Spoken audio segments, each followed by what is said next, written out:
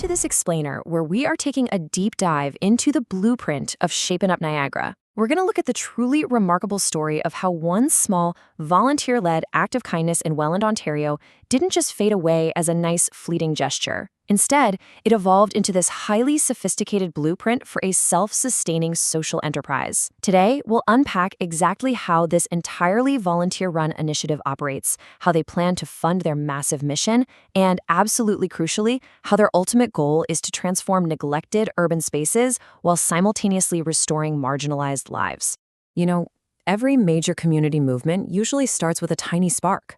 And for Shapen Up Niagara, that spark was actually a dog named Jumper, who was on his fourth owner before finally finding a little bit of stability in a local encampment.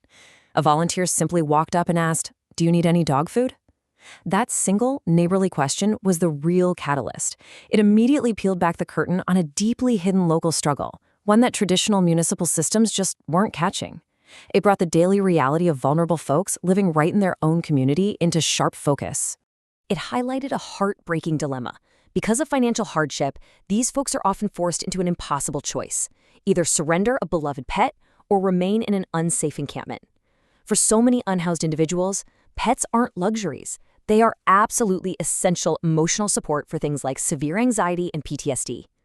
When the volunteers realized this impossible choice was happening right in their backyards, what did they do? Well, they jumped into action. They responded immediately by vacuum sealing smaller, manageable portions of pet food and delivering them directly to the encampments. It was an incredibly practical, low-barrier solution that preserved the human-animal bond and prevented traumatic forced separations. Okay, let's move into Section 1, the hidden community crisis and visualizing the decay. So, while delivering that vacuum-sealed pet food, these volunteers came face-to-face with another glaring issue: a massive crisis of illegal dumping in forgotten civic spaces. And rather than just calling a city complaint line and waiting around, they took direct action. The sheer scale of what they found is honestly staggering. Over 80 massive contractor bags of garbage were manually removed by this purely volunteer, ad hoc group of citizens from just one single area: the railway corridor between East Main and Hagar Street. It's stunning proof of what immediate, localized, volunteer impact actually looks like on the ground.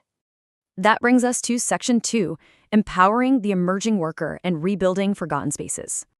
The organization quickly realized something big. Cleaning up the trash was really only half the equation. Enter the concept of the emerging worker. Right now, all these cleanups are performed solely by dedicated volunteers, but Shapen Up Niagara's ultimate goal is to fundamentally restore human dignity by actually employing unhoused or marginalized individuals to do this restoration work. The aim here is to provide them with fair wages, vital hands-on work experience, and something that is incredibly rare for this population: verifiable professional references. It's about taking people who have been entirely excluded from the workforce and giving them a tangible platform to prove their reliability. And here is the specific roadmap they aim to use to make that happen. It kicks off with Step 1, low barrier support. That's the essential trust built simply by delivering that pet food. Once that trust is there, Step 2 introduces real work experience through lot and estate cleanups. Step 3 translates all that hard work into those crucial professional references we just talked about. And finally, Step 4 is formal labor market integration. This whole structured flow is designed to act as a trusted bridge, seamlessly transitioning individuals from surviving in an encampment to securing permanent, sustainable jobs. Let's look at Section 3, the social profit engine, and exactly how we're funding the mission. Now, eventually paying fair wages and running major cleanup operations is definitely going to cost money, right? To achieve this, they envision a funding structure that relies partly on donations and grants, but is primarily driven by what they call a social profit engine. Think of it as a circular economic ecosystem. They've built a strict constitutional mandate into their bylaws stating that 100% of all profits generated, after essential expenses and those fair wages are paid, must be reinvested directly back into funding more community cleanups and social outreach. Let's break down exactly where that engine gets its fuel. First, they offer fee-based community services, like lawn maintenance, which beautifies neighborhoods while keeping those emerging workers on a steady payroll. Then, you have estate clearouts. This is high-margin revenue where the team handles heavy lifting for families in transition. But the third stream? This is where it gets really innovative. YouTube monetization. They document themselves providing free landscaping and cleanup services for elderly and impoverished residents. The ad revenue generated from those videos gets funneled straight back into the organization. It's a brilliant model of radical transparency that literally pays for itself. When you contrast this with how things are usually done, it forms a highly effective municipal strategy. A traditional city cleanup system is often reactive. It's driven by resident complaints, and let's face it, it's a high direct cost to the taxpayer. The Shapen Up partnership model, on the other hand, is completely proactive and focused on root causes. By eventually utilizing their work experience programs and that revenue-generating social profit engine, they will actually reduce the heavy burden on city maintenance, all while tackling workforce integration.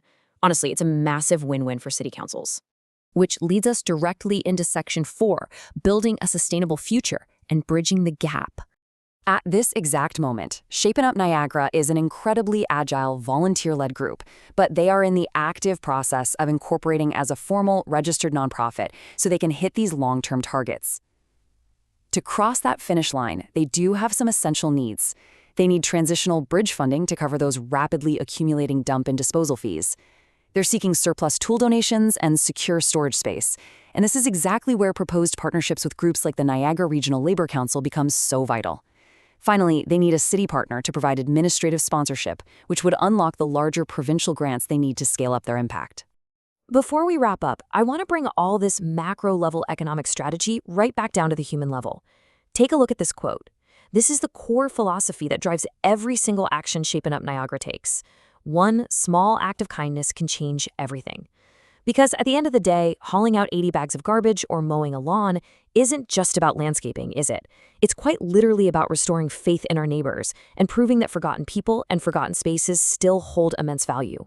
So I want to leave you with this final provocative thought. We've seen how just asking one simple question about dog food snowballed into this powerful, incredibly smart vision for environmental cleanup, social enterprise, and workforce rehabilitation. If one small volunteer-led act of kindness can clean up a city and lay the groundwork to entirely rebuild a local workforce, what could a truly united, fully funded community achieve together? Thank you so much for joining me for this explainer. I really hope it sparked your curiosity and left you inspired by the sheer power of direct local action.